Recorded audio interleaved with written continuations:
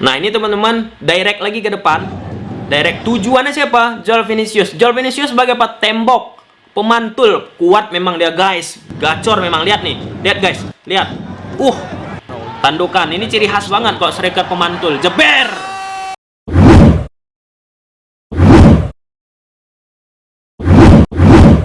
Kaigat ulang coba-coba. Nah teman-teman, kali ini kita bakal membahas seorang pemain yang pernah trial di Persib Bandung. Kenapa Persib Bandung tidak membeli pemain tersebut? Kenapa dia tidak jadi dikontrak oleh Persib Bandung sendiri, teman-teman? Nah, mungkin kalian udah tahu siapa pemain tersebut. Ya, pemain tersebut teman-teman bernama Joel Vinicius. Joel Vinicius, teman-teman, pemain asal Brazil yang sering teman-teman bermain di Liga Vietnam. Nah, pasti kalian penasaran apa sih sebenarnya alasan Persib Bandung tidak merekrut Joel Vinicius. Kenapa Wonder Luis, teman-teman? Nah, pasti kalian penasaran. Kalau suka akan video ini, teman-teman, udah tahu apa yang harus kalian lakukan. Kita langsung menuju ke grafis.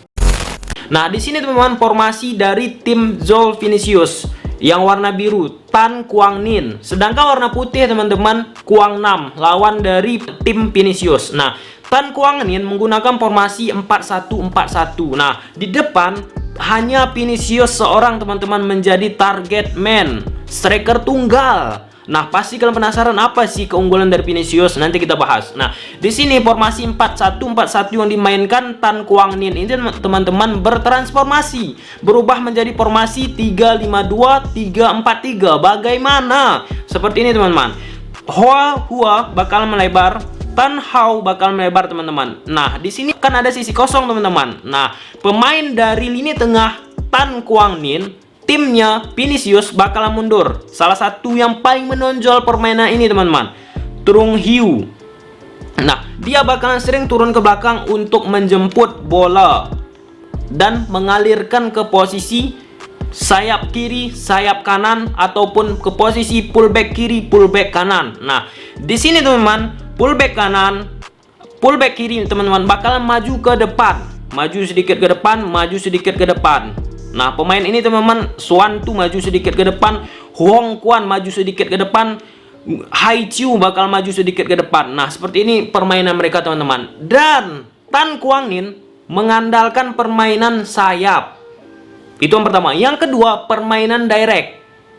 Dan ketiga, ada kaitannya dengan permainan Vinicius, teman-teman. Nah, permainannya bermain sedikit lebih stay di depan. Itu yang pertama, teman-teman, lebih stay ke depan. Jarang turun ke belakang. Jarang turun ke belakang, menjemput bola. Jarang ya, jarang. Dan jarang, teman-teman, bergerak ke posisi kanan, ke posisi kiri. Memang the real man striker. Dia berada di sekitaran kotak penalti. Poin selanjutnya, karakteristik daripada Vinicius ini, teman-teman, pemantul bola, penerima bola dari posisi pemain belakang Tan Quang Ninh. Misalnya Tan Hau, teman-teman, melakukan direct ke posisi depan langsung, teman-teman, Vinicius lah sebagai tembok. Ataupun Tan Hien, teman-teman, direct ke depan, Vinicius sebagai tembok. Baik ke posisi kiri juga, teman-teman, Pan Kwa temboknya Vinicius, Hua temboknya Vinicius. Dan rata-rata permainan Tan Quang Ninh bermain seperti itu, teman, mengandalkan sisi kiri, sisi sayap, dan direct. Dan itu menguntungkan untuk Vinicius karakteristiknya. Kenapa menguntungkan? Karena permainan Vinicius bermain sebagai tembok pada posisi ini, dan karakternya tidak banyak bergerak ke sisi kiri, ke posisi kanan, ataupun turun ke belakang. Dan yang pasti dia bukan seorang pendribble. Yang karakternya mirip seperti Vinicius siapa? Christian Eloko Gonzalez. Mirip, teman-teman, kalau kalian perhatikan ketika tim Vinicius Tan Quang Ninh, teman-teman, melakukan serangan, Vinicius tetap, teman-teman, stay dia di depan sebagai target man, jarang turun ke belakang. Dan ini tipe-tipe Eloko banget, teman-teman. Dia bisa membuat lini belakang dari lawan-lawannya sedikit dalam tanda kutip tertekan akibat pergerakannya yang terus di posisi depan. Dan terbukti gol kedua Vinicius, gol kedua Tan Quang Ninh berasal dari kesalahan Thiago yang dimana di pressure oleh pergerakan Vinicius. Nah, tanpa berlama-lama lagi, kita langsung menuju ke video, teman-teman. Nah, baju biru Tan Quang Ninh, baju putih Quang Nam, teman-teman. Nah, di sini bisa kita perhatikan pemain nomor 39 bakal mundur, teman-teman, mengisi rongga antar pemain ini, teman-teman. Nah, rongga antar pemain ini. Pemain ini, nah, dia mundur ke belakang, teman-teman. Di situ. Kita lihat. Nah, ini teman-teman perhatikan. Dia mundur. Kita lanjut ya. Di sini teman-teman, permainan yang dilakukan Tan Kwang Nin dari bawah berasal dari pergerakan kaki ini teman-teman. Pemain nomor 39 ini, yang dimana dia bakalan mensirkulasikan bola tersebut ke kiri ke kanan, ke kiri ke kanan. Karena permainan Tan Kwang Nin ini sendiri teman-teman bermain dengan plank kanan, plank kiri. Yang dimana teman-teman ujung-ujungnya direct ataupun skill individual itu sendiri dari plank kanan ataupun plank kiri. Kita lanjut. Nah, ini teman-teman direct pertama yang dilakukan oleh pullback dari Tan Kwang Nin. Ini teman-teman, tujuannya siapa? Kita saksikan. Ke plank sisi kanan teman-teman. Sedangkan posisi dari Joel Vinicius tetap berada di posisi dalam teman-teman. Permainan pertahanan dari Kwang Nam. Dia stay tetap di sini teman-teman. Dia bakalan jarang turun menjemput bola ke kanan, ke kiri. Kita lanjut. Nah, ini teman-teman, ini beberapa kali pada awal-awal pertandingan bermain direct asli teman-teman dari pullback kanan ataupun CB kanan teman-teman. Itu terus-terus mereka lakukan. Kita lanjut. Kita lanjut ya. Nah, kenapa aku harus menyampaikan seperti ini? Biar kalian membaca pola permainan Tan Kwang Nin dan apa kesesuaian kecocokan Vinicius bermain di Tan Kwang Nin. Makanya aku harus menjelaskan pola permainan dari Tan Kwang Nin itu gimana. Udah sampai situ udah mengerti ya. Kita lanjut. Nah, di sini teman-teman, pemain dari Tan Kwang Nin memegang bola.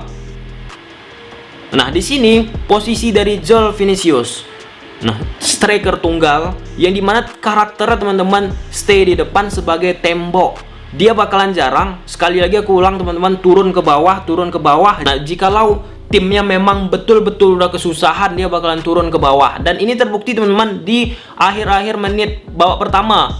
Joel Vinicius membuka ruang. Nah, pada awal-awal permainan ini dia jarang banget membuka ruang, hanya stay teman-teman di depan sebagai striker, target man, fungsinya sebagai tembok yang mengalirkan bola sebagai pemantul. Begitu aja konsepnya teman-teman. Jadi ini ada plus minusnya ya teman-teman ya. Kalau liga-liga sekarang seperti itu teman, striker tidak hanya berada di satu posisi yang dimana pergerakannya dinamis ke kiri ke kanan, dan itu pasti menguntungkan untuk timnya sendiri. Nah, kalau misal berada stay di depan, nah itu bisa kalian nilai ya gimana imbasnya kepada pemain ataupun tim itu sendiri. Kita lanjut ya. Nah, di sini teman-teman, posisi Joel Vinicius masih dalam keadaan di depan teman-teman bersamaan dengan 2 CB dari Tan Kwang Nin, dan tetap dia lakukan seperti ini teman-teman. Dan makanya pada pertandingan ini sangat-sangat jarang dia memegang bola. Kalian mungkin bisa memprediksi kalau misalnya ada tipe-tipe striker seperti itu. Seperti gimana? Seperti misalnya dia sebagai pemantul, sebagai tembok aja, nggak melakukan gerakan tanpa bola ataupun membuka ruang ataupun melakukan dribble.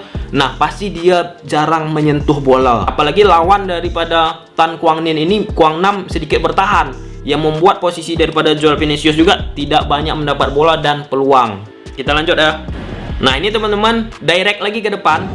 Direct tujuannya siapa? Joel Vinicius. Joel Vinicius sebagai tembok, pemantul, kuat memang dia guys. Gacor memang, lihat nih. Lihat guys, lihat. Gacor. Kuatnya itu teman-teman, kuat sebagai pemantul, itu ciri khas Vinicius di Liga Vietnam. Pemantul sebagai tembok, wah, gacor sih. Gacor kalau kita bicara tentang seperti itu, Vinicius lah jagonya. Tapi kalau misalnya ke kiri, ke kanan, mundur ke belakang, melakukan dribble, ya bisa kalian nilai teman-teman. Kita lanjut ya. Nah, ini lagi teman-teman, direct ke posisi depan. Lagi dan lagi teman-teman, Joel Vinicius sebagai pemantul. Lihat. Nah, ini teman-teman posisi Joel Vinicius. Nah, lihat posisinya teman-teman, khas banget striker pemantul. Jeber, kan kuat banget loh. Dan dia mengarahkan bola, jeber. Gacor sih dia kalau masalah pemantul sebagai tembok, kuat banget. Kita lanjut ya. Nah, ini teman-teman, direct lagi ke depan teman-teman. Sebagai tembok Joel Vinicius lagi guys. Nih, posisi Joel Vinicius. Jelas ya, ini berkali-kali guys dilakukannya. Nah,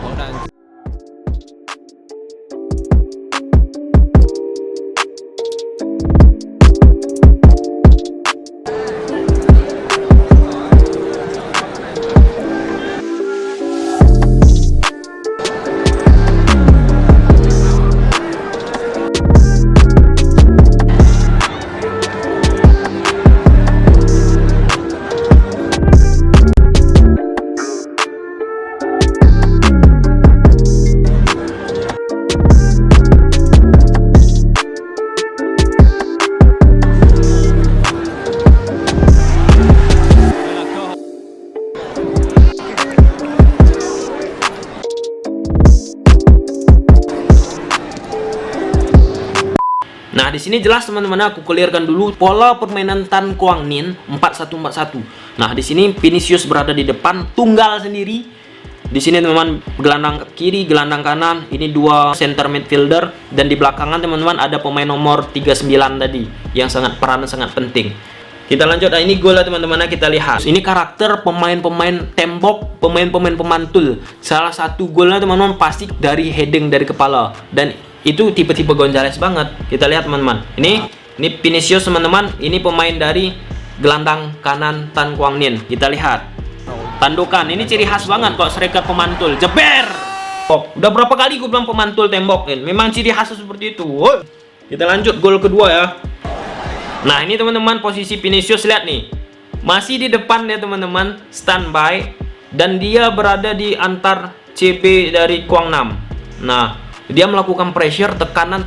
Nah, ini salah satu manfaat daripada striker pemantul, striker di depan sebagai tembok. Dia bisa mempressure, memberi tekanan terhadap pemain nomor 5 ataupun pemain nomor 15 ini teman-teman. Untuk tekanan bagaimana? Untuk melakukan kesalahan-kesalahan. Dan itu teman sering dilakukan oleh Christian Eloko Gonzales. Kalian perhatikan Vinicius ya, masih di depan. Nah, ini teman-teman kesalahan. Lihat Vinicius mempressure. Nah, lepas bola tuh teman-teman. Salahan ya. Jaber. Nah, mungkin teman-teman sampai situ aja videonya. Kalau suka kan videonya, udah tahu apa yang harus kalian lakukan. See you the next video. Bye.